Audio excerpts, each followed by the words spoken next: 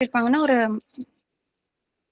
ஒரு லாங்குவேஜ் வந்துட்டு எப்படி ஸ்டார்ட் ஆயிருக்கு அப்படின்ற மாரி தான் ஃபர்ஸ்ட் இதுல குடுத்திருப்பாங்க. அந்த லாங்குவேஜ் வந்துட்டு ஃபர்ஸ்ட் பார்த்தீங்கன்னா, வெறுமனே வந்து சைகையில தான் வந்துட்டு அவங்களுடைய அ செய்தி பரிமாற்றம் எல்லாமே இருந்திருக்கும். இதுல வந்து கம்ப்ளீட்டா அவங்களோட அ விஷயம் எல்லாமே வந்துட்டு சொல்லியிருக்க முடியாது. ஸோ, அதனால அவங்க என்ன பண்ணியிருப்பாங்கன்னா, அதுக்கடுத்து வந்துட்டு அது கூட சவுண்டுன்னு சொல்லி ஆட் பண்ணியிருப்பாங்க. ஸோ, இதுக்கப்புறம் வந்துட்டு காலப்போக்குல மொழி அப்படின்ற ஒரு விஷயம் வந்துட்டு உருவாச்சு. ஸோ, இந்த மொழி அப்படின்னு சொல்லி பிறக்கும்போது இந்தியாவ பொறுத்தவரைக்கும், இந்தியாவுல கிட்டத்தட்ட 1300க்கும் மேல வந்துட்டு மொழி வந்துட்டு யூஸ் பண்ணிட்டு இருக்காங்க. நெறைய லாங்குவேஜ் வந்து யூஸ் பண்ணிட்டு இருக்காங்க. அத வந்துட்டு 4 மொழி குடும்பங்களா வந்து பிரிப்பாங்க.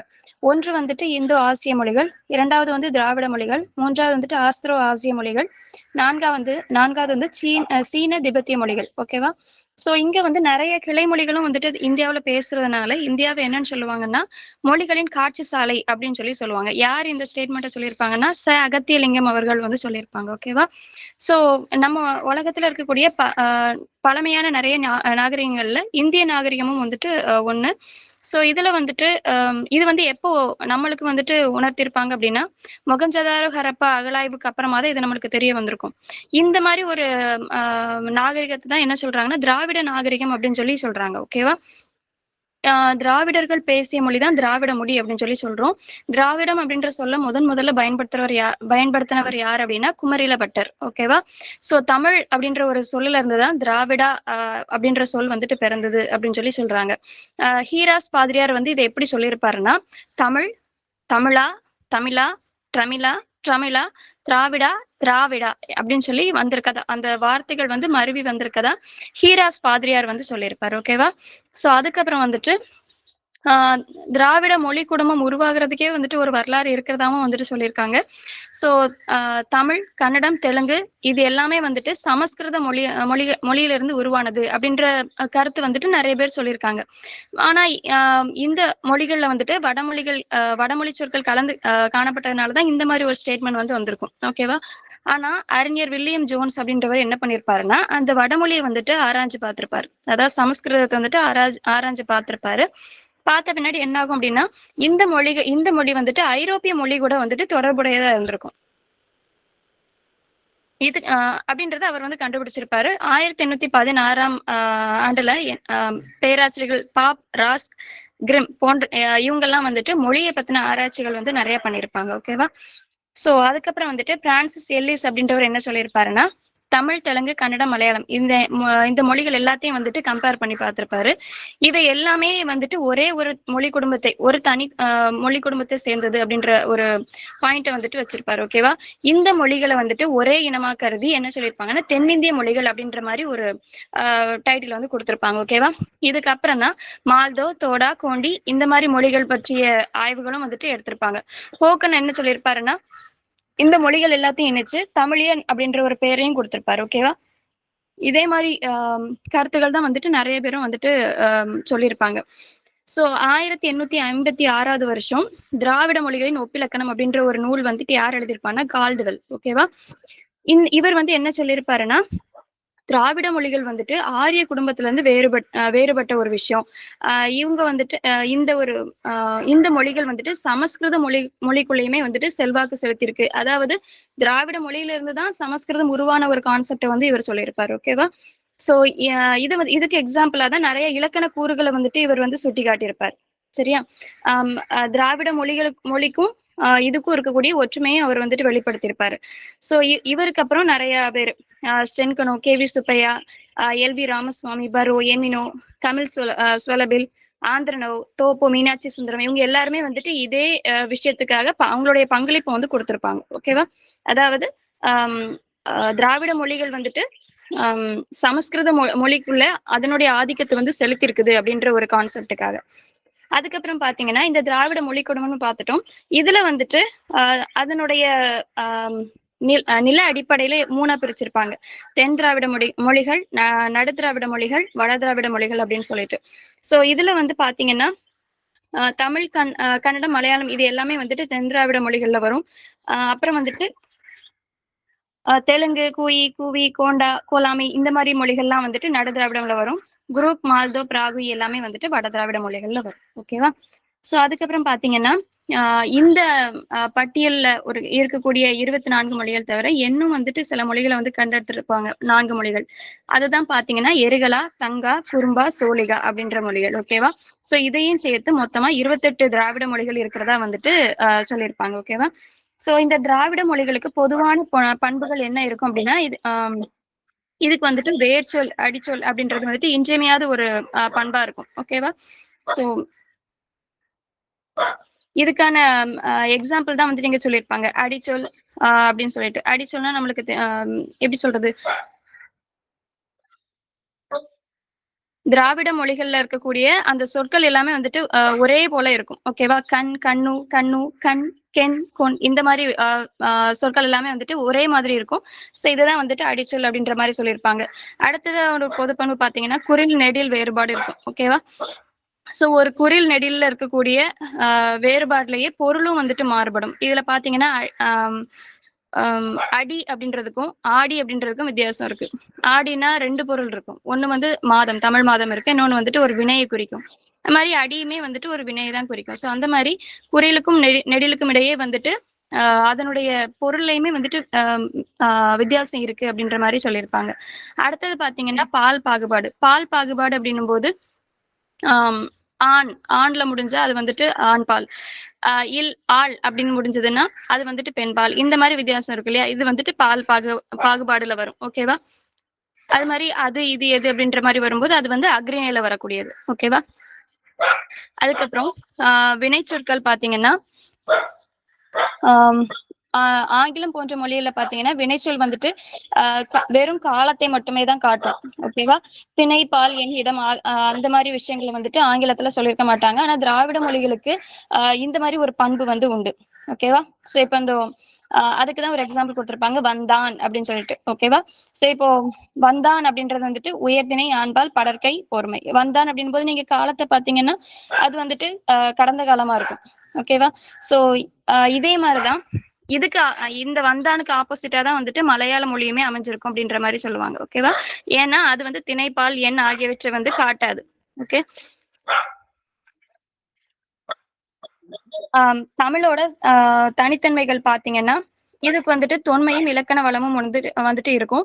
அதுக்கப்புறம் பார்த்தீங்கன்னா, சில நாடுகள்ல இலங்கை, மலேசியா, பர்மா, சிங்கப்பூர், இந்தோனேஷியா, பிஜித் தீவு மத்த இந்த மாரி நாடுகள்ல வந்துட்டு தமிழ் பேசக்கூடிய மொழியில வந்து தமிழும் ஒன்று. ஓகேவா? ஸோ அது மாரி பார்த்தீங்கன்னா, தமிழ் வந்துட்டு தனக்கே வந்துட்டு ஒரு இலக்கண அ வளத்த வந்து வச்சிருக்கும். வேற எதையும் வந்துட்டு ரிலை பண்ணி இருக்கணுன்ற ஒரு அவசியம் தமிழுக்கு இல்ல அப்டின்ற மாரி ஒரு விஷயம். அடுத்தது பார்த்தீங்கன்னா, திராவிட மொழிகள்ல வந்துட்டு பிற மொழி தாக்கம் வந்து அதிகமா இருக்காது. அ தமிழ் பேசுனா முழுதுமே நம்மளால தமிழ்ல பேச முடியும் அப்டின்ற ஒரு நிலை தான் இங்க இருக்கும். தென் அது மாரி பார்த்தீங்கன்னா, தமிழ் மொழி அ திராவிட மொழிகள் சில திராவிட மொழிகளுடைய தாய்மொழியாவும் இருக்குது. ஓகேவா? அதுக்கப்புறம்னா, ஆம் ஒரே பொருளை குறிக்க பல சொற்கள் அமைஞ்ச மொழியும் நம்மளுடைய மொழி தான். தமிழ் மொழி தான் அப்படின்ற மாரியும் சொல்லியிருக்காங்க. ஓகேவா? ஸோ அடுத்தது பார்த்தீங்கன்னா, இந்தியாவின் அ ந பல தொன்மையான கல்வெட்டுகள்ல தமிழ் மொழி தான் வந்துட்டு குறிப்பிட்டிருக்கு அப்படின்னு சொல்லியிருக்காங்க. ஸோ இந்த திராவிட மொழி குடும்பத்திலேயே வந்து ரொம்ப மூத்த மொழியா இருக்கக்கூடியது வந்துட்டு தமிழ் தான். பிற திராவிட மொழிகள வந்துட்டு அம் அம் அதாவது இப்போ டச் டவுன் மெத்தட்ன்னு சொல்லி இங்கிலீஷ்ல சொல்லுவோம்ல. ஒரு ஃபேமஸான ஒரு விஷயத்த வந்து கம்பேர் பண்ணி சொல்றதுக்கு ஈஸியா இருக்கும்ல. ஸோ அந்த மாரி தான். இது வந்து தமிழ் அந்த அளவுக்கு வந்து இருக்குது. ஒரு ஒப்பியல் ஆய்வுக்கு வந்துட்டு பெருந்துணையா இருக்கக்கூடியதுன்னா, தமிழ் அந்த அளவு ஒரு சிறப்புடையதா இருக்குது அப்படின்ற மாரி சொல்லுவாங்க. தென் அது மாரி இது வந்து காலத்துக்கு ஏற்ப தன்னுடைய மீனிங்கே தன்னுடைய மொழிக்கான மீனிங்கே மாத்தாம, அ தன்னை தன்னை வந்துட்டு புதுப்பிச்சுக் கொள்ளக்கூடிய ஒரு தன்மையும் வந்துட்டு இதுக்கு இருக்கு அப்படின்னு சொல்லியிருப்பாங்க. ஓகேவா? ஸோ இதனுடைய ஃபர்ஸ்ட் வந்து இந்த இது முடிஞ்சிருச்சு. திராவிட மொழி குடும்பம். அம் அடுத்தது பார்த்தீங்கன்னா, தமிழோவியம். ஓகேவா? ஸோ இதுல வந்துட்டு ஈரோடு தமிழன்பன் எழுதிய ஒரு செய்யுள தான் ஒரு கவிதை தான் இங்க வந்து குடுத்துருக்காங்க. ஆம் இதுல வந்து நம்மளுக்கு கவிதைய படிக்கணும் அப்படின்றத விட, அந்த இலக்கண குறிப்பு பகுபதர் இலக்கணம் பிளஸ் நூல்வழி குடுத்துருக்காங்க இல்லையா? அத மட்டும் கொஞ்சம் பார்த்துக்கோங்க. ஓகேவா? ஏன்னா இந்த தமிழோவியம் அப்படின்றது வந்துட்டு ஒரு மனப்பாட செய்யுளும் கிடையாது. அத ஒரு தடவ ரீட் பண்ணி பார்த்துக்கோங்க. சரியா? ஸோ இலக்கண குறிப்பு பார்த்தீங்கன்னா, எத்தனை எத்தனை, விட்டு விட்டு. ஸோ இதெல்லாம் வந்துட்டு அடுக்கு தொடர்கள். அம் அடுக்கு தொடர்களுக்கும், ரெட்டை கிளவிக்கும் என்ன வித்தியாசம்னா, இரட்டை கிளவியில வந்துட்டு பிரிச்சு பார்த்தா பொருள் தராது. அடுக்கு தொடர்ல வந்துட்டு பொருள் தரும். ஓகேவா? எத்தனை எத்தனை, விட்டு விட்டு. ஸோ இதுலலாம் பொருள் தருது இல்லையா? அதனால இது வந்துட்டு அடுக்கு தொடர்கள். அதுக்கப்புறம் வந்துட்டு ஏந்தி. ஈல முடியக்கூடியதுனால இது வந்துட்டு வினையெச்சம். காலமும் அப்படி அப்படின்னு சொல்லி முடியறதுனால இது வந்துட்டு முற்றுமை. அடுத்து வந்து பகுபத உறுப்பிலக்கணம். பகுபதம் அப்படின்னா நம்மளால வந்து பிரிச்சு அறியக்கூடிய ஒரு விஷயத்த வந்துட்டு பகுபதம் அப்படின்ற மாதிரி சொல்றோம்.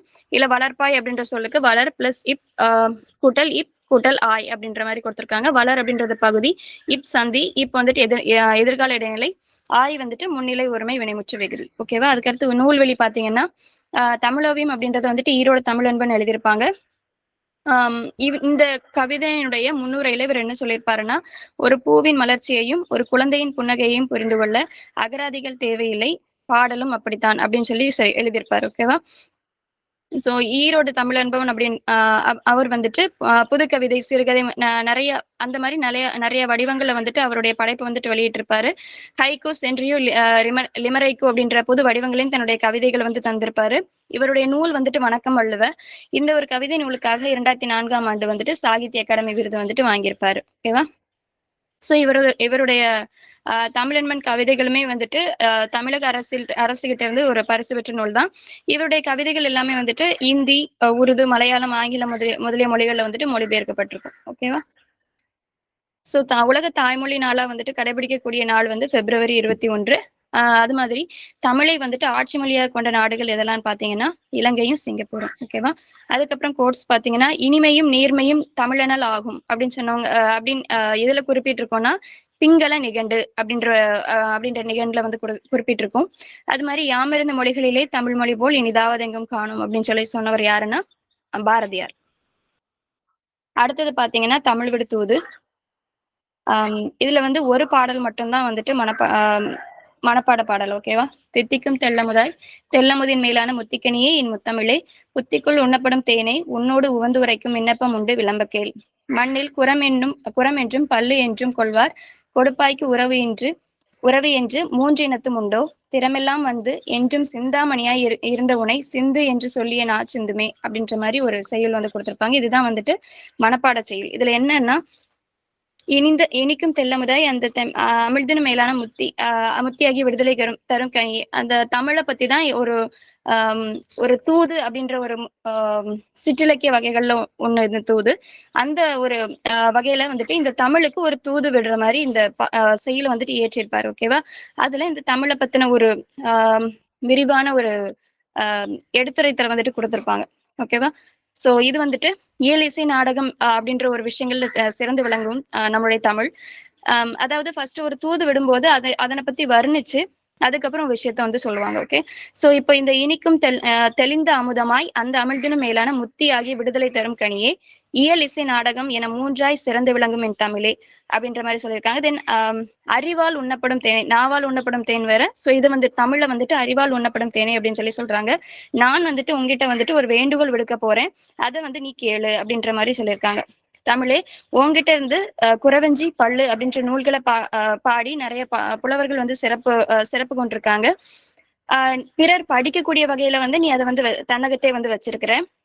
அதனால உனக்கு தாளிசை, துறை, விருத்தம் ஆகிய மூவரை பாவினங்களுக்கு உனக்கும் அந்த பாவினங்களுக்கும் ஏதாவது உறவுமுறை உண்டா அப்படின்ற மாதிரி கேக்குறாங்க. சோ அதுக்கப்புறம் பாத்தீங்கன்னா இந்த மாதிரி பாவினுடைய திறம் அனைத்தும் வந்துட்டு நீ உன்னுடைய கைவசம் வச்சிருக்க. உன்னை வந்துட்டு நீ வந்து சிந்தாமணியா இருக்கிற. ஆனா உன்னை சிந்துன்னு சொல்லி சொன்னாலுமே வந்துட்டு அந்த சிந்துன்னு சொல்லக்கூடிய அந்த வந்துட்டு கலண்டு விழுந்துரும் அப்படின்ற மாதிரி சொல்லியிருப்பாங்க. ஓகேவா? சோ வானத்துல அதுக்கு அடுத்த செயலுக்கு தான் வந்துட்டு இப்ப பொருள் பாக்குறோம். வானத்துல இருக்கக்கூடிய அந்த தேவர்கள் கூட 3 குணங்கள் தான் வச்சிருக்காங்க. என்னதெல்லாம் அப்படின்னா சத்துவம், ராசசம், தாமசம். ஆனா நீ வந்துட்டு 10 குற்றங்களும் இல்லாம செறிவு, தெளிவு, சமநிலை, இன்பம், ஒழுகிசை, உதாரம், உயிர்த்தலில் பொருண்மை, காந்தம், வலி, சமாதி அப்படின்ற 10 குணங்களையும் வந்துட்டு நல்லா வச்சிருக்கிற அப்படின்ற மாதிரி சொல்றாங்க. தென் மனிதர்களால உருவாக்கப்பட்ட வண்ணங்கள் வந்துட்டு வெறுமனே வந்து 5 தான். என்னதுலன்னா வெள்ளை, சிவப்பு, கருப்பு, மஞ்சள், பச்சை. இந்த 5க்கு மேல எதுவுமே வந்து மனிதரால உண்டாக்கப்பட்டது கிடையாது. ஆனா நீயோ புலவர்கள் கண்டடைந்த குரில், அகவல், தூங்கிசை, வண்ணம் முதலாக 100 வண்ணங்களை கொண்டுள்ளாய் அப்படின்னு சொல்லிட்டு இவரை சொல்லியிருக்காரு. ஓகேவா? அடுத்தது பாத்தீங்கன்னா, நம்மளுக்கு நாவின் மூலமா நம்ம எடுத்துக்கக்கூடிய சுவைகள் வந்துட்டு 6க்கு மேல கிடையாது. ஆனா, நீ செவிகளுக்கு விருந்தளிக்கக்கூடிய 9 சுவைகளையுமே வந்து நீ உன்ன உன்ன உன்கிட்டயே வச்சிருக்க அப்படின்ற மாரியும் சொல்றாங்க. ஆம், தமிழ அறியாத மற்ற இனத்தாருக்கு வந்துட்டு அழகு ஏதோ ஒண்ணு தான் இருக்கலாம். ஆனா, அ நீயோ 8 அழகுகளை பெற்றுள்ளாய் அப்படின்னு சொல்லியிருப்பாரு. ஓகேவா? இந்த செய்யுள்ல இவ்வளவுதான் இருக்கும். இதுல இலக்கண குறிப்பு பாத்தீங்கன்னா, முத்திக்கனி அப்படின்றது உருவகம், தெள்ளமுது அப்படின்றது பண்புத்தொகை, குற்றமிலா அப்படின்றது வந்துட்டு ஈறுகெட்ட எதிர்மறை பெயரெச்சம், நா அப்படின்றது வந்துட்டு ஓரெழுத்து ஒரு மொழி, நாக்கு என்பதை குறிக்கக்கூடியது. ஸோ அடுத்து பாத்தீங்கன்னா, செவிகள் உணவாவன. சரி, செவிகள் உணவான. இது வந்துட்டு 4ஆம் வேற்றுமை தொகை. ஓகேவா? ஆ சிந்தாமணி அப்படின்றது வந்துட்டு ஈறுகெட்ட எதிர்மறை பெயரெச்சம். சிந்தாத அப்படின்னு சொல்லி வரணும். ஸோ சிந்தா வந்திருக்கனால நமக்கு ஈறுகெட்ட எதிர்மறை பெயரெச்சம். இதுல கூடிய பகுபத உருபிலக்கணம் என்னன்னா, கொள்வார், கொள் கூட்டல் இவ் கூட்டல் ஆர். கொள் வந்துட்டு பகுதி, இவ் வந்துட்டு எதிர்கால இடைநிலை, ஆர் வந்து பலர்பால் வினைமுற்று விகுதி. இதுக்கு முன்னாடி இதே போல எதிர்கால இடைநிலை ஒண்ணு பார்த்தோம். அது என்ன இடைநிலைன்னு சொல்ல முடியுமா? தமிழோவியம்ல பார்த்தோம். ஓகே. ஓகேவா? அது எதுல பார்த்தோம்னா, வளர்ப்பாய் அப்படின்ற வரக்கூடிய வளர் கூட்டல் இப் கூட்டல் ஆயில 2வது ஓகேவா? எதிர்கால இடைநிலை. இங்க வந்துட்டு அப்படின்றது எதிர்கால இடைநிலை. அடுத்தது பார்த்தீங்கன்னா, உணர்ந்த உணர் கூட்டல் அடுத்து வந்து இந்தானது விகாரம், அடுத்து ஒரு அடுத்து ஒரு ஓகேவா? உணர் அப்படின்றது பகுதி, வந்து சந்தி, அடுத்த இத்துல வந்துட்டு இந்தானது விகாரமா இருக்கும். அடுத்த ஒரு இத்துல வந்துட்டு இறந்த கால இடைநிலை, அடுத்து வரக்கூடிய வந்துட்டு பெயரச்ச விகுதி. ஓகேவா? அடுத்து வந்து இதோட நூல்வழி பாத்தீங்கன்னா, தூது அப்படின்றது வந்துட்டு தமிழில் உள்ள சிற்றிலக்கிய வகைகளில் வந்து ஒன்று. இதை வந்துட்டு என்னெல்லாம் சொல்லுவாங்கன்னா, வாயில் இலக்கியம், சந்தி இலக்கியம் அப்படின்ற வேறு பெயர்களையும் இது வந்து சொல்லுவாங்க. இதுல வந்துட்டு ஆஹ் இது வந்து தலைவன் தலைவியருள் காதல் கொண்ட ஒருவர் மற்றொருவர் பால் செலுத்தும் அன்பை புலப்படுத்தி தம்முடைய கருத்திற்கு உடன்பட்டமைக்கு அறிகுறியாக மாலையை வாங்கி வருமாறு அன்ன முதல் வண்டு ஈராக 10ஐயும் தூது விடுவதாக கலிவெண்பாவால் ஏற்றப்படுவதாகும். சோ இந்த தூது அப்படின்னா என்ன அப்படின்றதான் வந்துட்டு இங்க ஒரு டெபினேஷன் கொடுத்திருக்காங்க. ஓகே, அடுத்தது பாத்தீங்கன்னா வளரும் செல்வம். இதுல வந்துட்டு ஒரு பட்டிமன்றம் மாதிரி போகக்கூடியது. சாரி, ஸ்டூடெண்ட்ஸ்க்குள்ளே வந்துட்டு ஒரு உரையாடல் மாதிரி போகக்கூடியது. இதுல வந்துட்டு இங்கிலீஷ்ல இருந்து தமிழ் டிரான்ஸ்லேஷன், ஸோ அந்த மாதிரி விஷயங்கள்லாம் இந்த ஒரு பகுதியில இருக்கும். ஓகேவா? ஸோ ஃபர்ஸ்ட் இதுல பாத்தீங்கன்னா லேப்டாப் அப்படின்றதுக்கு வந்துட்டு மடிக்கணினி அப்படின்னு சொல்லி சொல்லுவோம். சாஃப்ட்வேருக்கு வந்துட்டு மென்பொருள், ப்ரௌசர் வந்துட்டு உளவி, கிராப் வந்துட்டு செதுக்கி, கர்சர் வந்துட்டு ஏவி அல்லது சுட்டி, சைபர் ஸ்பேஸ் வந்துட்டு இணையவெளி, தென் சர்வர் அப்படின்னு என்னன்னா வையக விரிவு வலை வழங்கி. ஓகேவா? ஃபோல்டர் அப்படின்னா உரை. ஸோ இதெல்லாம் இந்த டிரான்ஸ்லேஷன்ல அது இருக்கக்கூடியது. தென் அது மாதிரி எண் அளவு வந்து கொடுத்துருப்பாங்க. இப்போ 1 கீழ் 320 அப்படின்னா அது வந்து அதன் பெயர் முந்திரி. 1 கீழ் 160 அப்படின்னா அதன் பெயர் வந்துட்டு அரைக்காணி. 3 கீழ் 320னா அரைக்காணி முந்திரி. 1 கீழ் 80னா காணி. 1 கீழ் 64னா கால்வீசம். 1 கீழ் 40னா அரைமா. ஸோ இந்த மாதிரி அளவுகள்லாம் வந்துட்டு கொடுத்துருப்பாங்க. அடுத்தது பாத்தீங்கன்னா, நம்மளுடைய தமிழுடைய தாக்கம் வந்துட்டு பிற மொழிகள்ல இருக்குதா அப்படின்னு சொல்லி பார்க்கும்போது கட்டாயம் இருக்குது அப்படின்ற மாதிரி இவங்க பேசிட்டு இருப்பாங்க. அது வந்து கடல் துறையில சொல்லியிருப்பாங்க ஃபர்ஸ்ட். நம்மளுடைய சங்க இலக்கியத்துல வந்துட்டு நாவாய், வங்கம், தோணி அப்படி களம் போன்ற கடற்கலன்களை இயக்குன ஒரு குறிப்பு வந்துட்டு இருக்கும். சோ இதுல வந்துட்டு நாவாய் அப்படின்ற ஒரு சொல் தான் வந்துட்டு ஆங்கிலத்துல வந்து நேவி அப்படின்னு சொல்லியிருப்பாங்க. ஓகேவா? சோ அப்போ கடல்ல மட்டும்தான் இவங்க ஆதிக்கம் செலுத்திருக்காங்களா அப்படின்னு சொல்லி பார்க்கும்போது இல்ல. இன்னும் நிறைய விஷயங்கள் வந்துட்டு இவங்க ஆதிக்கம் செலுத்திருக்காங்க. சோ இந்த தமிழ் மொழியினுடைய தாக்கம் வந்து கிரேக்க மொழியில கூட இருக்கும். ஓகேவா? சோ அதுதான் வந்துட்டு இந்த எரிதிரை, கலன், நீர், நாவாய், தோணி, சோ இந்த மாதிரி சொற்கள்ல இருந்துதான் கிரேக்க மொழியில கூட நம்ம அந்த ரெஃபரன்ஸ் வந்து பார்க்கலாம். ஓகேவா? அதுக்கடுத்து பாத்தீங்கன்னா, ஆஹ் தமிழ்ல வந்துட்டு பான்னா என்னன்னா பாடல் அப்படின்றது நம்மளுக்கு வந்து தெரியும். இதே இதுதான் வந்துட்டு கிரேக்க மொழியில வந்துட்டு பாப்பியோனா அப்படின்னு சொல்லிட்டு ஒரு வேர்ட் வந்து வந்திருக்கும். இது வந்து இலையட்ல வரும். ஓகேவா? சோ அந்த ஒரு கடவுளுக்கு பாடப்படுவது வந்துட்டு அப்படின்னு சொல்லி அவங்களும் சொல்லியிருப்பாங்க. சோ இங்க இருக்கக்கூடியதுமே வந்து அங்க அதனுடைய தாக்கம் வந்து இருக்கும் அப்படின்னு சொல்லி சொல்லியிருக்காங்க. சோ அது மாதிரி பா வகைகள்ல ஒண்ணுதான் வந்துட்டு வெண்பா. இதனுடைய ஓசை வந்து என்ன அப்படின்னா செப்பல் ஓசை. கிரேக்கத்துல வந்து வெண்பா வடிவ பாடல்களை வந்து என்ன சொல்லுவாங்கன்னா சாஃபோ அப்படின்னு சொல்லி சொல்லுவாங்க. இது வந்து கிரேக்கத்துல இருந்து லத்தீனுக்கு வந்து லத்தீன்ல இருந்து பின்ன வந்துட்டு ஆங்கிலத்துக்கு வந்திருக்கும். இதை வந்துட்டு சேஃபிக் ஸ்டான்ஸா அப்படின்னு வந்துட்டு இன்றளவும் சொல்லிட்டு இருக்காங்க. ஓகேவா? அதுக்கப்புறம் பாத்தீங்கன்னா தொடர் இலக்கணம். தொடர் இலக்கணம்ல பாத்தீங்கன்னா ஃபர்ஸ்ட் வந்துட்டு எட்வர்டு வந்தான் அப்படின்றதுல இல்ல எட்வர்ட் அப்படின்றது வந்துட்டு எழுவாய். ஓகேவா? சாரி, எட்வர்ட் அப்படின்றது வந்துட்டு பெயர் சொல். இந்த சொற்றொடர் வர்றதுக்கு அடிப்படையாக அமைந்ததுதான் வந்துட்டு அமைந்த அந்த பெயர் சொல்ல தான் நம்ம என்ன சொல்றோம்னா எழுவாய் அப்படின்னு சொல்லி சொல்றோம். அதுக்கப்புறம் பாத்தீங்கன்னா கனகாம்பரம் பூத்தது. இந்த சொற்றொடர்ல பாத்தீங்கன்னா ஆஹ் வினை வந்துட்டு பூத்தது இல்லையா, வினைச்சொல் வந்துட்டு பூத்தது.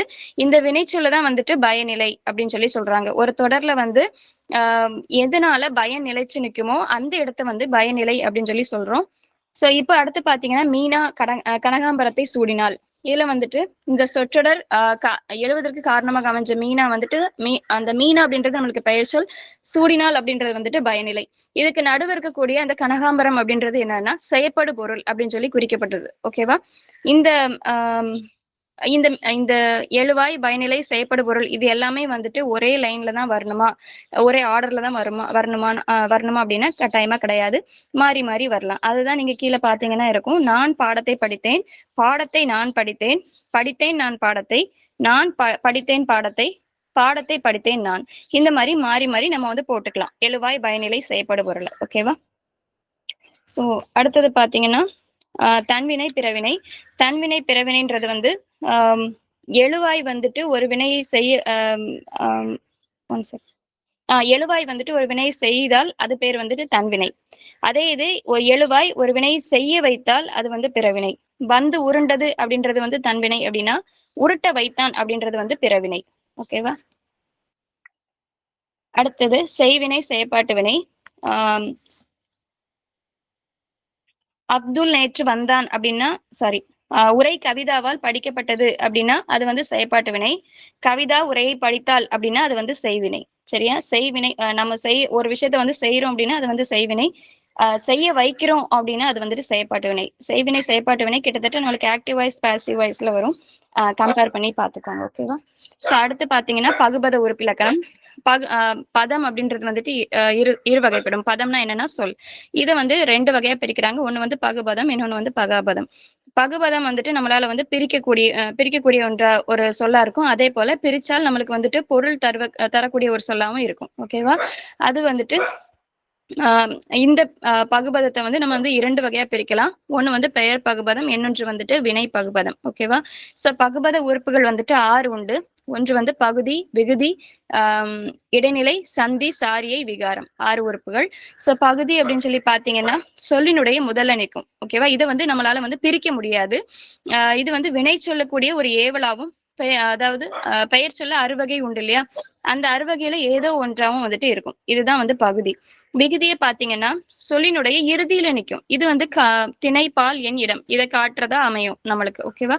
அதுக்கப்புறம் இடைநிலை பாத்தீங்கன்னா பகுதியையும் விகுதியையும் பகுதிக்கும் விகுதிக்கும் இடையில நின்று நம்மளுக்கு காலத்தை காட்டக்கூடிய ஒரு சொல் தான் வந்துட்டு இடைநிலை. அடுத்தது சந்தி. இது வந்துட்டு எல்லா பகுதியையும் மற்ற உறுப்புகளையும் இணைக்கக்கூடிய சொல் ஒரு சொல். இது வந்துட்டு பெரும்பாலுமே வந்துட்டு பகுதிக்கும் இடைநிலைக்கும் இடையில தான் வந்துட்டு வரும். ஓகேவா? அடுத்து பாத்தீங்கன்னா சாரியை. இது வந்து பகுதி அல்லது பகுதி விகுதி இடைநிலை இதெல்லாம் சார்ந்து வரக்கூடியதுதான் சாரியை. ஓகேவா?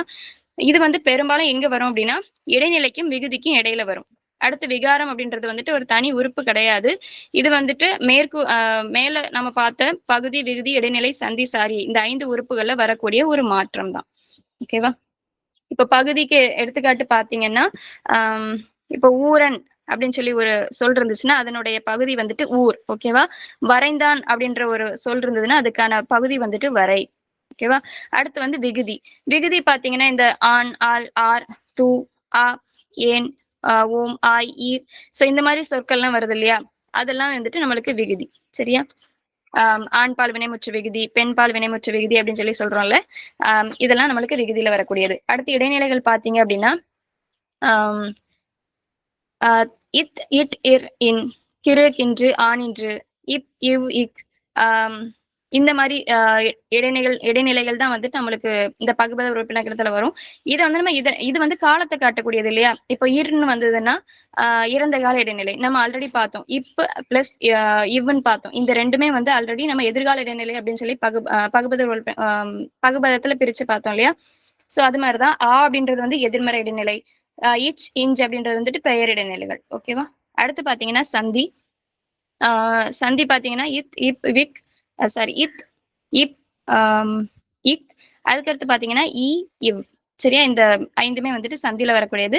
சாரியை அப்படின்றது வந்து நம்மளுக்கு அன் ஆன் இன் அல் அற்று இற்று அத்து அம் தம் நம் தும் ஏ அ உ ஐ கு இன். ஸோ இந்த மாதிரி சொற்கள் வரக்கூடியதான் வந்துட்டு சாரியை. இது வந்து அந்த சொல்ல நடக்கக்கூடிய ஏதோ ஒரு மாற்றத்தை குறிக்கக்கூடியதுதான். ஓகேவா? அடுத்து பாத்தீங்கன்னா எழுத்து பேரு. எழுத்து பேருன்னா என்னன்னா பகுபத உறுப்புகள்ல இது வந்து அடங்காது. ஆனா பகுதி விகுதி அந்த இதுக்கு நடுவுல காலத்தை உணர்த்தாது. அது அங்க வரக்கூடிய ஒரு மெய்யெழுத்து தான் வந்துட்டு எழுத்து பேரு. ஓகேவா? சாரியையோட இடத்துல வந்து இத் அப்படின்ற ஒரு விஷயம் தான் வந்துட்டு பெரும்பாலும் வந்துச்சு. காலத்தை காட்டல அப்படின்னா அது பேர் வந்து எழுத்து பேரு அப்படின்னு சொல்லி சொல்லுவோம். அதுதான் வந்து செய்யாதே அப்படின்றதுல பாத்தீங்கன்னா செய் கூட்டல் ஈ கூட்டல் ஆ கூட்டல் இத் கூட்டல் ஏ. இல்ல செய் வந்து பகுதி, ஈ வந்து சந்தி, ஆ வந்து எதிர்மறை இடைநிலை, இத்து வந்து எழுத்து பேரு, ஏ வந்து முன்னிலை ஒருமை ஏவல் வினைமுற்று விகுதி. ஓகேவா? இது வந்து ஏவல்ல வரக்கூடியது. அதனால நம்மளுக்கு காலத்தையும் காட்டல. அடுத்தது இயல் 2க்கு வந்தீங்கன்னா நீரின்றி அமையாது உலகு. இதுல வந்து ஃபர்ஸ்ட் பாத்தீங்கன்னா நம்மளுடைய வான் சிறப்பு பத்தி தான் வந்துட்டு பேசுவாங்க. அதாவது நீரின்றி அமையாது உலகுனா நீரினுடைய முக்கியத்துவம் தான் இந்த இந்த பகுதியில ஃபுல்லா இருக்கும். மாமலை போற்றுதும் மாமலை போற்றுதும் அப்படின்னு சொல்லிட்டு இயற்கை வாழ்த்தி பாடினது யாரு அப்படின்னா இளங்கோவடிகள். ஓகேவா? ஒவ்வொரு ஆண்டுமே வந்து ஜூன் 5ஆம் நாள் வந்துட்டு உலக சுற்றுச்சூழல் நாளாக வந்து கொண்டாடப்படுகிறது. சோ இதுல பாத்தீங்கன்னா திருவள்ளுவர் எழுதிய ஒரு பகுதி வந்துட்டு நீரின்றி அமையாது உலகம். நீர் தான் வந்து நம்மளுடைய மனித வாழ்வுக்கே அடிப்படை. நம்மளுடைய முன்னோர்கள் வந்துட்டு பல வகையான நீர்நிலைகளை வந்து உருவாக்கி நீரை வந்து பாதுகாத்து வச்சுக்கிட்டு இருந்தாங்க. ஒவ்வொரு வருஷமும் பாத்தீங்கன்னா மழையினுடைய அளவு கூடுதலாகவோ அல்லது குறைவாகவோ இருக்கலாம். ஆனா மழை கொடுத்த நீரை வந்துட்டு நீர்நிலைகள் மட்டும்தான் வந்து காப்பாத்தி வச்சுக்கிட்டு இருந்தது. கீழே பாத்தீங்கன்னா உங்களுக்கு தெரியும் மழை உழவுக்கு உதவுகிறது. விதைத்த விதை 1000மாக பெருகுகிறது. நிலமும் மரமும் உயிர்கள் நோயின்றி வாழ வேண்டும் எனும் நோக்கில் வளர்கின்றன. எப்படின்னு சொல்லிட்டு யார் சொல்லியிருப்பாருன்னா மாங்குடி மருதனார். ஓகேவா? அடுத்தது பாத்தீங்கன்னா காவிரி ஆற்றுல வந்துட்டு அந்த கல்லணை வந்து எப்படி கட்டினாங்க அப்படின்ற ஒரு நுட்பம் வந்து நம்மளுக்கு சொல்லியிருப்பாங்க. ஃபர்ஸ்ட் வந்து பெரிய பாறைகளை போட்டிருப்பாங்க. அந்த பாறைகள் மேல நீர் அரிப்பினால அது வந்து கீழே மண்ணுக்கு கீழே வந்து போய்கிட்டே இருக்கும். சோ அதனால வந்து அதுக்கு மேல என்ன ஒரு பாறை வச்சாலும் அது வந்துட்டு அதை விட்டு நகராத அளவுக்கு வந்து இருக்கும் அப்படின்றனால அந்த ஒரு நுட்பம் யூஸ் பண்ணியிருப்பாங்க. அடுத்த பாறை வைக்கும் போது அதன் கீழே வந்து என்ன பண்ணிருப்பாங்கன்னா ஒட்டக்கூடிய களிமண்ணை வந்துட்டு பூசி வச்சிருப்பாங்க. இதனால அந்த பழைய பாறை மேல இந்த புதிய பாறையும் ஒட்டக்கூடிய விதத்துல வந்து போட்டு கட்டியிருப்பாங்க. ஓகேவா? அதுக்கடுத்து பாத்தீங்கன்னா மணிநீரும் மண்ணும் மலையும் அணிநிலர் காடும் உடையது அரண் அப்படின்னு சொல்றது யாருன்னா நம்மளுடைய திருவள்ளுவர். இவர் வந்துட்டு நீருக்கு தான் வந்துட்டு எப்பவுமே வந்துட்டு முதலிடம் கொடுக்கணும் அப்படின்ற மாதிரி சொல்லியிருப்பாரு. தென் அடுத்து பாத்தீங்கன்னா சர் ஆர்தர் காட்டன். இவர் வந்துட்டு நம்மளுடைய கரிகாலன் கட்டின கல்லணை வந்துட்டு ரொம்ப காலம் ஆராய்ஞ்சு பார்த்துட்டு இருந்தாரு. இந்த கல்லணை வந்துட்டு ரொம்ப காலமா வந்து என்ன ஆயிருக்கும்னா மணல் மேடாகி நீரோட்டம் வந்துட்டு இல்லாம இருந்திருக்கும். சோ அப்ப வந்துட்டு இவர் ஆராய்ச்சி பண்ணி என்ன பண்ணிருப்பாருன்னா அதனை வந்துட்டு சீரமைச்சிருப்பாரு. சீரமைச்சு வந்துட்டு அதனுடைய கட்டுமான பணியை வந்து பார்த்திருப்பாரு. எப்படி எல்லாம் கட்டியிருக்காங்க அப்படின்றத ஆராய்ச்சி பார்த்திருப்பாரு. இந்த அளவுக்கு வந்து கட்டியிருக்காங்களா, அவங்களுடைய கட்டுமான திறன் வந்து எந்த அளவுக்கு இருந்திருக்கு அப்படின்னு சொல்லி யோசிச்சு அததான் வந்துட்டு என்ன சொல்லியிருப்பாருன்னா கிராண்ட் அணைக்கட் அப்படின்ற மாதிரி ஒரு பெயர் வந்து கொடுத்திருப்பாரு. இதே டெக்னிக்கை வந்து யூஸ் பண்ணி அவர் வந்து என்ன பண்ணியிருப்பாருன்னா 1873 வருடம் வந்து கோதாவரி ஆற்றின் நடுவே வந்து தவுளீஸ்வரம் அணையை வந்துட்டு கட்டியிருப்பாரு. ஓகேவா? அதனால இவரை வந்துட்டு நீர் நீர் இந்திய நீர்ப்பாசனத்தின் தந்தை அப்படின்னு சொல்லி சொல்லுவோம். சரியா? அதுக்கடுத்து பாத்தீங்கன்னா தமிழ் மரபுல வந்துட்டு நீரும் நீராடலும் வந்துட்டு வாழ்வியலோடு பிணைக்கப்பட்டது. இதை எப்படி சொல்றாங்கன்னா, குளித்தல் அப்படின்றதுக்கு என்ன வெறுமனே வந்துட்டு உடம்பினை தூய்மை செய்தல் அல்லது அழுக்கு நீக்குதல் என்பது வந்து பொருள் கிடையாது. பகல் முழுது வந்துட்டு இந்த சூரிய வெப்பத்தாலையும், உடல் உழைப்பாலையும் நம்மளுடைய உடம்பு வந்து சூடா இருக்கும். அதனை வந்துட்டு குளிர வைக்கிறது தான் வந்துட்டு அதனுடைய பொருள். குளிர்த்தல் என்பது அத குளிர்விக்கிறது தான் வந்துட்டு அந்த குளித்தல் என்பதற்கான பொருள் அப்படின்னு சொல்லியிருப்பாங்க. சோ குள்ள குளிர குடைந்து நீராடி அப்படின்னு சொல்லி யார் சொல்லியிருப்பாங்கன்னா ஆண்டாள். ஓகேவா? தெய்வ சிலைகளை வந்து குளிர்க்க வைக்கிறத வந்துட்டு திருமஞ்சன நீராடல் அப்படின்னு சொல்லியிருப்பாங்க. பிள்ளை தமிழ்ல இருக்க பிள்ளை தமிழ்ல வந்துட்டு நீராடல் பருவம் அப்படின்னு சொல்லிட்டு ஒரு பருவமே உண்டு. அது மாதிரி தெய்வ கோயில்கள்ல வந்துட்டு சாமியாடிகளுக்கும் மஞ்சள் நீர் கொடுத்து அருந்து செய்யறதுமே வந்துட்டு நீராட்டுதல் ஒரு வகைதான். அது மாதிரி திருமணம் முடிஞ்ச பின் அதுக்கு தொடர்ச்சியாவே வந்து கடலாடுதல் அப்படின்ற ஒரு வழக்கமா இருந்தது தமிழகத்துல. இறப்பு சடங்குல வந்துட்டு உடலை நீராற்ற ஒரு சடங்கு வந்து நீர்மாலை எடுத்து வருதல் அப்படின்ற ஒரு நடைமுறையும் இருந்திருக்கு. அம்மை நோய் பாதிக்கப்பட்டவர்களை கண்டு தலைக்கு தண்ணீர் ஊற்றுதல் அப்படின்ற ஒரு வழக்கம் பாதிக்கப்பட்டவர்களுக்கு அப்படி ஒரு வழக்கம் உண்டு. அதுக்கப்புறம் பாத்தீங்கன்னா 40 ஆண்டுகளுக்கு முன்னாடியே வந்துட்டு என்ன இருக்கும்னா நல்லெண்ணெய் தேய்ச்சி குளிக்கிற வழக்கம் வந்து நம்மளுடைய தமிழர்கள் வந்து மரபாவே வச்சுட்டு இருந்தாங்க. இதுதான் வந்துட்டு சனி நீராடு அப்படின்றத வந்து அவையனுடைய வாக்கா எடுத்து வச்சிருப்பாங்க. அது மாதிரி வந்துட்டு ரொம்ப அதிகாலையில வந்து அந்த தோட்டத்து வேலைகள் பார்க்க போறவங்களுக்கு வந்துட்டு நீராகாரம் குடிப்பாங்க. அது மாதிரி வீட்டுக்கு யாரும் வந்தா முதல்ல வந்துட்டு நீரை தான் வந்துட்டு வழங்குவாங்க. அதுக்கப்புறம் எல்லா நம்மளுடைய தமிழ் மரபுல பாத்தீங்கன்னா எல்லா இடத்துலயும் வந்துட்டு தமிழ் வந்து சாரி நீர் வந்துட்டு முதன்மையான இடத்துல ஒரு இது இருந்திருக்கும்.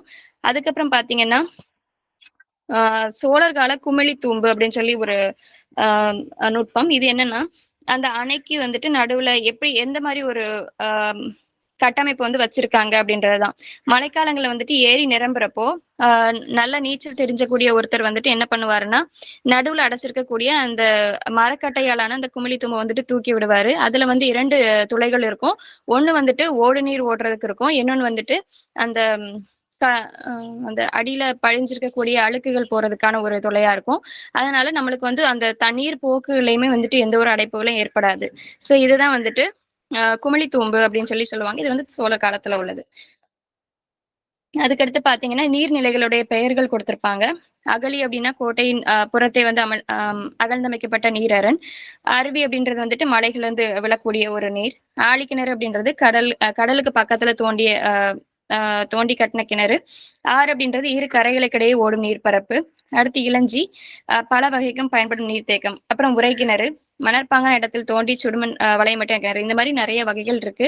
ஊருணி, ஊற்று, ஏறு, கட்டுக்கிணறு, கடல், கண்மாய், குண்டம், குண்டு, குமிழி ஊற்று, கூவல், கேணி, புனர்குளம், பூட்டை கிணறு அப்படின்னு சொல்லி நிறைய வகைகள் வந்து நம்மளுக்கு கொடுத்திருக்காங்க. அதுக்கடுத்து பாத்தீங்கன்னா நீரை பற்றி தான் திருவள்ளுவர் என்ன சொல்லியிருக்காருன்னா துப்பார்க்கு துப்பாய துப்பாக்கி துப்பார்க்கு துப்பாய தூமலை அப்படின்னு சொல்லியிருப்பாரு. இந்த அடுத்தது பாத்தீங்கன்னா ஜான் பென்னிக்விக். இவர் யார் அப்படின்னா தேனி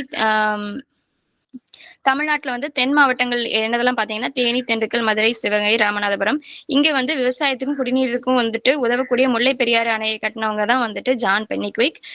ஆங்கிலேயர் ஆட்சி காலத்துல வந்துட்டு அந்த வைகை ஓடக்கூடிய அந்த நிலப்பரப்புல வந்து மழை பெஞ்சும் பஞ்சும் வந்துட்டு அதிகமா இருக்கும். அதனால நிறைய மக்கள் வந்து பாதிக்கப்பட்டாங்க. அந்த மேற்கு தொடர்ச்சி மலையில இருந்து வரக்கூடிய நீர் வந்து பெரியாற்றுல ஓடி அப்படியே வந்து கடலுக்கு போயிடும். சோ அப்படி வீணாகிறத தடுக்கிறதுக்காக இவர் என்ன பண்ணிருப்பாருன்னா அங்க வந்துட்டு ஒரு அணை கட்டுறதுக்காக முடிவெடுத்திருப்பாரு. இதுக்கு அந்த ஆங்கிலேய அரசிட்ட கேட்கும்போது அவங்க வந்து ஒதுக்க மாட்டாங்க, நிதி ஒதுக்க மாட்டாங்க. சோ அதனால இவர் என்ன பண்ணுவாருன்னா தன்னுடைய சொத்துக்கள் எல்லாத்தையுமே வித்து அந்த அணையை வந்து கட்டி முடிச்சிருப்பாரு. அவருக்கு அவருடைய நினைவாதான் இப்ப அங்க இருக்கக்கூடிய நிறைய பேருக்கு வந்து பென்னிக்விக் அப்படின்ற பேரும் வந்துட்டு சூட்டுவாங்க. ஓகேவா? அடுத்து வந்து பட்டமரம் அப்படின்ற ஒரு கவிதை. இதுல வந்துட்டு பட்ட மரத்திற்கான ஒரு கவிதை தான். வாசிச்சு பாத்தீங்கன்னா புரியும். மொட்டை கிளையோட அந்த மரம் நிக்குது. பெருமூச்சு விட்டுட்டு இருக்குது. என்னைக்கு நம்ம வந்து வெட்டப்படுவோமோ அப்படின்னு சொல்லிட்டு அது வந்து வருத்தப்பட்டுகிட்டு இருக்குது. அதுக்கப்புறம் பாத்தீங்கன்னா உட்கார கூட நிழல் தர முடியாத ஒரு நிலையில அது வந்து இருக்குது. முன்னாடி அது வந்து ஒரு காலத்துல நல்ல நல்ல மனம் தரக்கூடிய ஒரு மலரை கொடுத்து கூரை மாதிரி விரிஞ்சு நின்ன ஒரு மரம் தான். இப்ப வந்து இப்படி இருக்குது. இப்ப வந்து வெந்து கருகி இந்த மாதிரி ஒரு அந்த பிரவுன் கலர்ல ஒரு நிறம் வந்ததை நினைச்சு அது வந்து மனம் குமுறிக்கிட்டு இருக்குது. சோ இப்போ வந்துட்டு அதன் பெயர் வந்து கிளையில இருந்து மாறி கட்டை அப்படின்ற ஒரு பெயருக்கு வந்துருச்சு. அதனால அது கருகி போய் நின்ன மாரியும் தெரியுது. இந்த மாரி அது அந்த மரத்தின் மேல இருக்கக்கூடிய பட்டை உடைஞ்சு கிழிஞ்சு கீழ விழுந்தத நினைச்சு அது வந்து கஷ்டப்பட்டுட்டு இருக்கு. தென் அதுக்கடுத்து பார்த்தீங்கன்னா, ஆம் காலம் ஓட ஓட ஒரு மனிதனுடைய வயது எந்த மாரி போகுதோ, அதே மாரி தான் ஆம் இந்த மரத்தினுடைய நிலையும் இருக்குது. முன்னாடிலாம் ஒரு நேரம் வந்துட்டு பாடும் பறவைகள் வந்து இங்கேயே கூடு கட்டி இங்கேயே இருந்தது. ஒரு ஆ ஒரு மூடு பனித்திரை மாரி ஆ பூமிக்கு ஒரு மேகம் கொடுத்தது தான் இந்த மரம். ஆ இப்ப வந்துட்டு அப்பயுமே வந்து அந்த சிறுவர்கள் வந்து அங்க நெறைய நெறைய பேர் நின்னு ஆடிட்டு இருந்திருப்பாங்க, விளையாடிட்டு இருந்திருப்பாங்க. இப்ப எதுவுமே இல்லாம அப்படியே வெறுங்கை வீசின மாரி அந்த மரம் இருக்குது. அதுதான் வந்து இந்த பட்டமரம் அப்படின்ற ஒரு கவிதையில வந்து சொல்லியிருப்பாங்க. இங்க வந்து ஆ இலக்கண குறிப்பு பார்த்தீங்கன்னா, வெந்து, வெம்பி, எய்தி இதெல்லாம் பார்த்தீங்கன்னா வினையெச்சம். மூடுபனி அப்படின்றது வினைத்தொகை. ஆடுங்கிளை அப்படின்றது வந்து பெயரெச்சத் தொடர். பகுபத உறுப்பிலக்கணம் வந்துட்டு விரித்த, விரி கூட்டல் ஈத் கூட்டல் ஈத் கூட்டல் விரி அப்படின்றது பகுதி, இத்து வந்து சந்தி, இத்து வந்து இறந்த கால இடைநிலை, வந்து பெயரெச்ச விகுதி. அது மாரி குமைந்தனை, குமை கூட்டல் ஈத் கூட்டல் அது இந்தானது விகாரம் வந்திருக்கும். கூட்டல் ஈத், கூட்டல் கூட்டல் ஐ. குமை வந்து பகுதி, இத்து வந்து சந்தி, அடுத்த இத்து வந்து இந்தானது விகாரம், இத்து வந்து இறந்த கால இடைநிலை, சாரியை, ஐ வந்து முன்னிலை ஒருமை வினைமுற்று விகுதி. இந்த நூல்வழி பார்த்தோம்னா கவிஞர் தமிழ்வழி வந்து தான் இந்த பட்டமரம் அப்படின்ற ஒரு கவிதை வந்து எழுதியிருப்பாரு. இவர் வந்துட்டு பாரதியாரோட வழித்தோன்றல் உள்ளவர். அதுபோல பாரதிதாசனுடைய மாணவராகவும் இருந்தவர். இவர் வந்து மக்களுக்காக நிறைய படைப்புகளை வந்து உருவாக்கியிருப்பாரு. அவருடைய படைப்புகளை சிலதான் வந்துட்டு நிலைபெற்ற சிலை, நிலைபெற்ற சிலை, வீராயி, கவிஞனின் காதல், மே தினமே வருக, கண்ணப்பன் கிளைகள், குருவிப்பட்டி, தமிழர் சமுதாயம், மாதவி காவியம் இதெல்லாம் வந்துட்டு இவருடைய படைப்புகள்ல சிறந்த படைப்புகள். ஆம், இந்த தமிழொலி இந்த பாடப்பகுதி, அதாவது இந்த பட்டமரம் அப்படின்றது வந்து தமிழொலியின் கவிதைகள் அப்படின்ற நூல்ல வந்துட்டு இடம்பெற்றிருக்கு. ஓகேவா? அடுத்து வந்து பெரிய புராணம். இந்த பெரிய புராணத்துல வந்து எப்படின்னா, ஆம், சுந்தரரோட திருத்தொண்ட தொகை, அடியவருடைய பெருமை தான் வந்துட்டு இது வந்து கூறுது. இது வந்து சொல்லும். இது வந்துட்டு கொஞ்சமா அப்படியே எக்ஸ்பேண்ட் பண்ணி நம்பியாண்டார் நம்பி வந்துட்டு என்ன எழுதியிருப்பாருன்னா, திருத்தொண்டர் திருவந்தாதி அப்படின்னு சொல்லி ஒரு ஒர்க் எழுதியிருப்பாரு. ஒவ்வொரு பாடல்லையுமே ஒவ்வொரு அடியார்களுடைய சிறப்பு வந்து இவர் வந்து கூறியிருப்பாரு. இந்த 2 நூல்களை அதாவது திருத்தொண்ட தொகை, அது கூட திருத்தொண்டர் திருவந்தாதி இந்த 2ஐயும் இணைச்சு சேக்கிழார் வந்துட்டு ஒரு ஒவ்வொரு ஆம், புராணத்திலையும் ஒவ்வொரு அடியாராக 63 பேருடைய சிறப்புகளை வந்து விளக்கி பாடியிருப்பாரு. இதுதான் வந்துட்டு திருத்தொண்டர் புராணம். இந்த பெருமை காரணமா தான் இது வந்து பெரிய புராணம் அப்படின்னு சொல்லி சொல்லியிருப்பாங்க. ஓகேவா?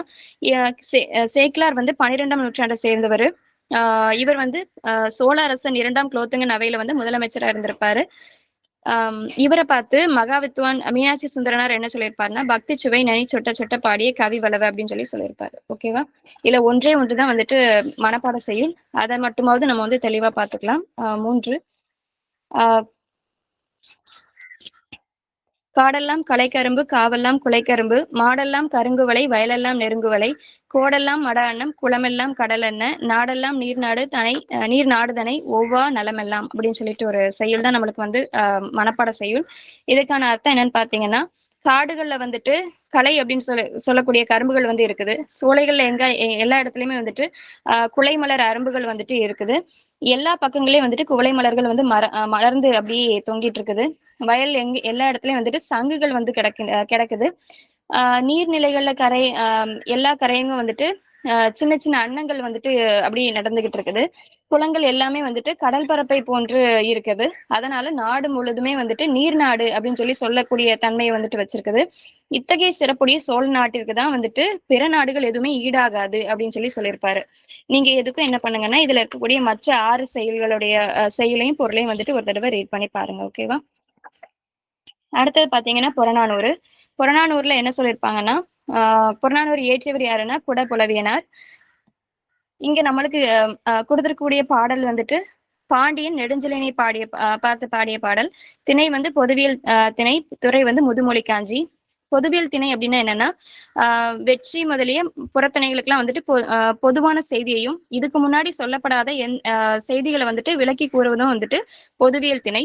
அது மாதிரி முதுமொழி காஞ்சித்துறை என்ன அப்படின்னா, அறம் பொருள் இன்பம் அப்படின்ற முப்பொருள் இருக்கு இல்லையா, அதனுடைய உறுதி தரும் தன்மையை கூறுறதுதான் வந்துட்டு முதுமொழி காஞ்சி. இதனுடைய பொருள் என்ன அப்படின்னா, வானுயர மதுளை கொண்ட அந்த பழமையான ஊரின் தலைவனே, அதாவது பாண்டியன் வந்து நெடுஞ்செழியன பார்த்து பாடுறாரு. சாரி. பாண்டியன் நெடுஞ்செழியனை பார்த்து பாடுறாரு குடப்புலவியனார். ஓகேவா? அப்ப அந்த பாண்டியன பார்த்து என்ன சொல்றாருன்னா, "நீ வந்து மானளவு வந்துட்டு மதுர உயர்த்தி வச்ச ஒரு ஊரின் தலைவனா இருக்க. நீ வந்து வலிமை மிக்க அரசனா இருக்கிற. நீ வந்துட்டு உனக்கு வந்து மறுமை இன்பம், அதாவது ஆஃப்டர் லைஃப்ன்னு சொல்லுவோம் இல்லையா? அந்த மறுமை இன்பம் வந்து உனக்கு வேணும்னாலோ, இல்ல இந்த உலகம் முழுவதையும் நீ வந்துட்டு அ அ வென்று வென்று இருக்கணும்னாலோ, உனக்கு நிலையான புகழ் வந்துட்டு உனக்கு வேணும் அப்படின்னாலோ, நான் வந்துட்டு சில விஷயங்கள் சொல்றேன். அத வந்து நீ வந்து கேளு அப்படின்ற மாரி சொல்றாங்க. இந்த உலகத்துல உள்ள எல்லாமே வந்துட்டு மிகுதியாக கொண்டு விளங்குற மன்னன் நீ. இந்த உலகம் பார்த்தீங்கன்னா, நீரின்றி அமையாத ஒரு அ ஆ ஒரு விஷயம் தான். ஓகேவா? இந்த உடல் அப்படின்றது வந்துட்டு உணவால் அமைவது. ஓகேவா? உணவையே வந்துட்டு முதன்மையாக உடையது தான் இந்த உடல்.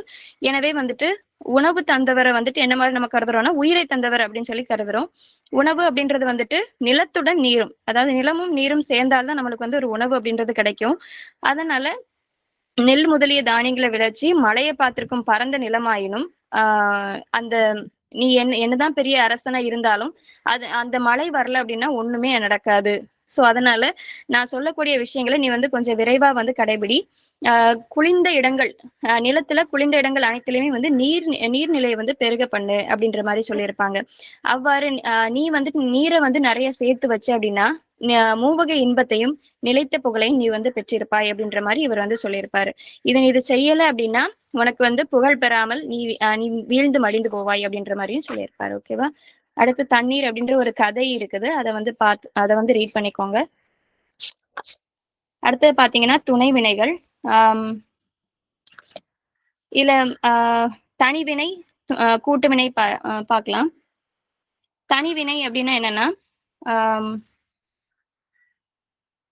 தன் வினையடிகளைக் கொண்ட வினைச்சொற்கள தான் வந்துட்டு தனிவினை அப்படின்னு சொல்லி சொல்லுவோம். படி அதாவது இங்க வரக்கூடிய அந்த வினை வந்துட்டு, அ அந்த வினைக்கு என்ன பொருளோ அத மட்டும் தான் அது வந்து அ அ குறிச்சு நிக்கும். சரியா?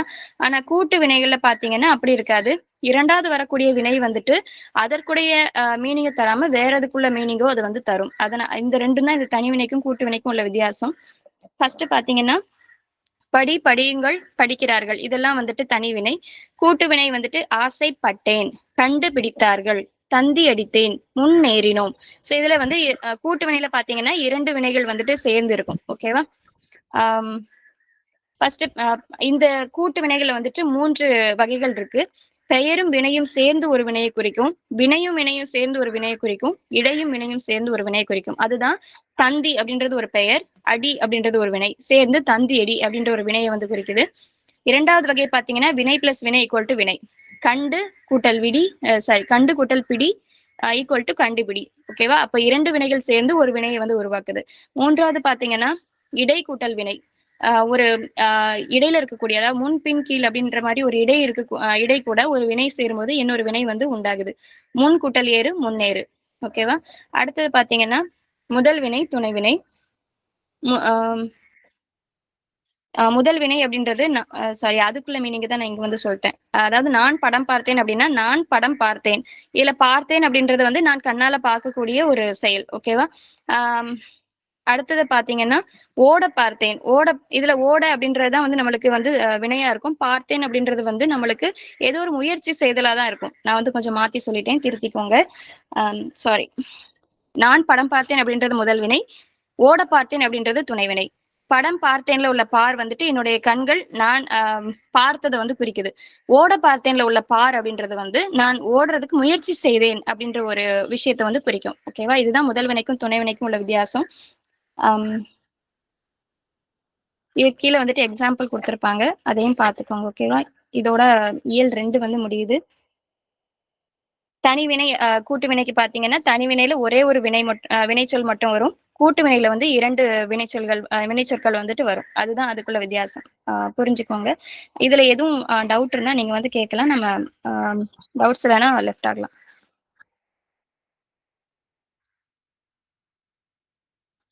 இல்ல எதுவும் திரும்ப சொல்லணுமா?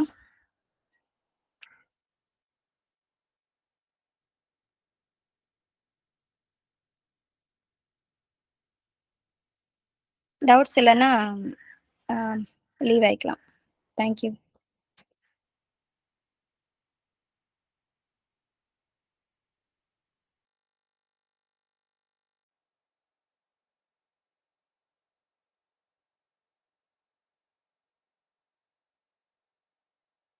Thank you all.